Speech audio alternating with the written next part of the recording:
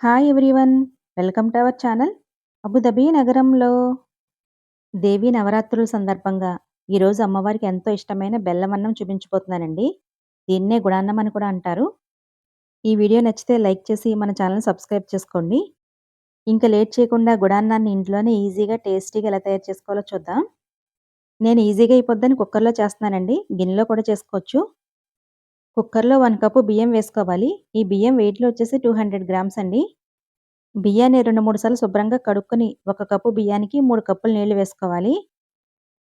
కుక్కర్‌లో కాకుండా గిన్నెలో వండుకోవాలనుకుంటే 1 కప్పు బియ్యానికి 4 కప్పులు నీళ్లు వేసుకోవాలండి.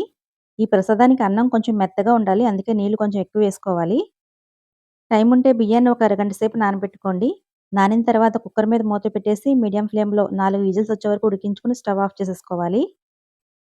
కుక్కర్‌లోని ప్రెషర్ అంతా పోయిన తర్వాత మూత తీసి అన్నాన్ని కొంచెం మెత్తగా మెదుపుకోవాలి.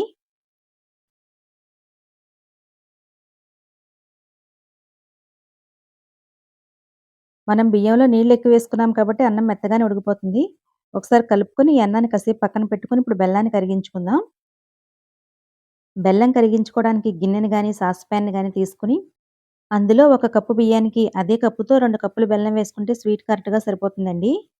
స్వీట్ తక్కువ తినేవాళ్ళు బెల్లాన్ని కొంచెం తగ్గించి వేసుకోండి.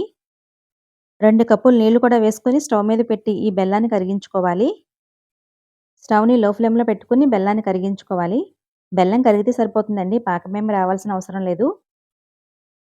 బెల్లం కరిగిన తర్వాత స్టవ్ ఆఫ్ చేసేసి ఈ నీళ్ళని ఉడికించుకొని అన్నంలోకి ఫిల్టర్ చేసుకోవాలి. ఈ ప్రసాదం క్వాంటిటీ వచ్చేసి మనం 1 కప్పు బియ్యం తీసుకున్నాం కదా! అదే కప్పుతో 6 కప్పుల ప్రసాదం వస్తుందండి. దాన్ని బట్టి మీరు బియ్యం వేసుకోండి. ఫిల్టర్ చేసుకున్న తర్వాత బెల్లం నీళ్ళు అన్నంలో కలిసే విధంగా బాగా కలుపుకోవాలి. అన్నంలో ఉండలేమి లేకుండా బాగా కలుపుకోవాలి. కలుపుకున్న తర్వాత కుక్కర్‌ని స్టవ్ మీద పెట్టి లో ఫ్లేమ్‌లో ఉడికించుకోవాలి.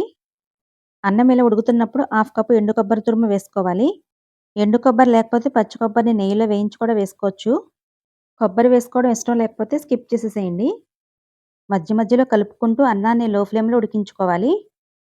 5 నిమిషాలకి అన్నం పాకాన్ని పీల్చుకొని ఇలా కొంచెం చిక్కబడుతుంది. చిక్కబడిన తర్వాత మనం బియ్యం తీసుకున్న కప్పుతో హాఫ్ కప్పు నెయ్యి తీసుకొని ఈ అన్నంలో కొంచెం కొంచెం వేసుకుంటూ కలుపుకోవాలి. ఈ ప్రసాదానికి నెయ్యి కొంచెం ఎక్కువే పడుతుందండి. నెయ్యి వేసుకుంటేనే టేస్ట్ బావుంటుంది. చక్కెర పొంగలి, గుడాన్నం రెండింటికి తయారీ విధానం ఒకేలా ఉంటుందండి. కాకపోతే చక్కెర పొంగల్లో మనం పెసరపప్పు, పంచదార వేసి చేస్తాము. గుడాన్నంలో బెల్లం వేసి చేస్తాము. ఈ ప్రసాదం రెడీ అవ్వడానికి 10 నిమిషాలు టైం పడుతుందండి. అప్పటి వరకు కొంచెం కొంచెం నెయ్యి వేసుకుంటూ కలుపుకోవాలి. అన్నం ఇలా దగ్గర పడిన తర్వాత 1 టీ స్పూన్ యాలకుల పొడి, చిటికెడు సాల్ట్ వేసుకోవాలి. ఉంటే చిటికెడు పచ్చకర్పూరం కూడా వేసి కలుపుకోండి. పచ్చకర్పూరం వేసుకుంటే టెంపుల్‌లో పెట్టే ప్రసాదం టేస్ట్ వస్తుందండి. కలుపుకున్న తర్వాత స్టవ్ ఆఫ్ చేసేసుకోవాలి. ఇప్పుడు డ్రై ఫ్రూట్స్ వేయించుకోవడానికి స్టవ్ ఆన్ చేసి ప్యాన్‌లో 2 టేబుల్ స్పూన్ల నెయ్యి వేసి వేడి చేసుకోవాలి.